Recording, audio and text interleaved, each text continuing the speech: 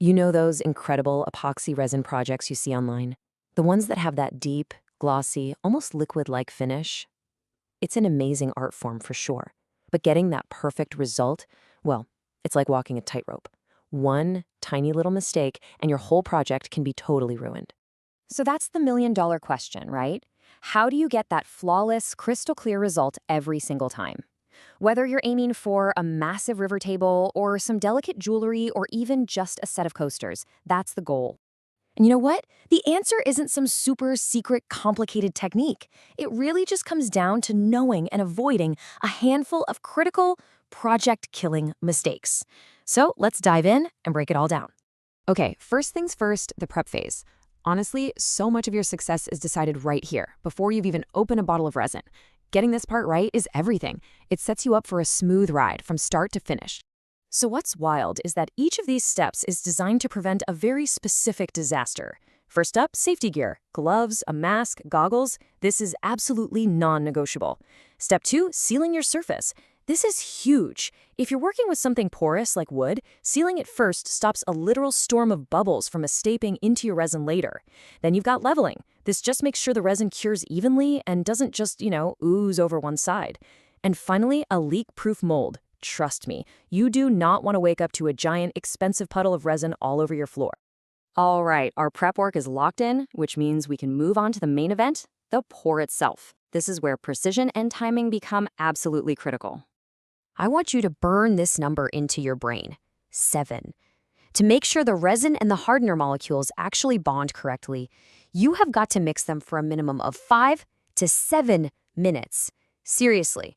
Undermixing is the #1 reason people end up with soft spots or resin that just stays sticky forever.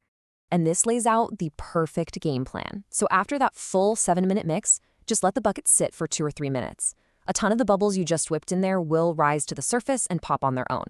Then you want to pour in thin layers. About a centimeter thick is a good rule of thumb. This stops the resin from getting too hot and warping. And for that perfect, glassy top, a quick little wave with a heat gun or a torch will pop any of those stubborn surface bubbles. So the resin is poured, the bubbles are gone, and it's already starting to look amazing. But hold on, we're not at the finish line just yet. This last phase is all about patience and polish.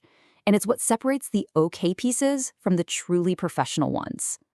And here's the deal, and it's a big one. Even if that resin feels hard to the touch after a day, the chemical reaction is still working its magic inside.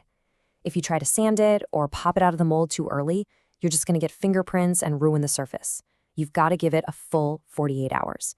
Seriously, patience is your best friend here. Now, after you've sanded your piece, it's going to look hazy and kind of dull, and you're going to think, oh no, what did I do? Don't panic. That's totally normal. The real magic happens when you start polishing. You can use a polishing compound to buff that dull surface into an incredible, brilliantly clear finish. The difference, as you can see, is just, it's night and day. Okay, before we wrap up, we have to talk about resin's absolute worst enemy, moisture. Any water, even a tiny bit, will completely ruin your project. This is so important if you're putting anything organic in your resin, like wood or flowers. They must be bone dry. If they're not, that moisture will mess with the curing process and cause your beautiful flowers to just decompose and turn brown from the inside out. Total nightmare.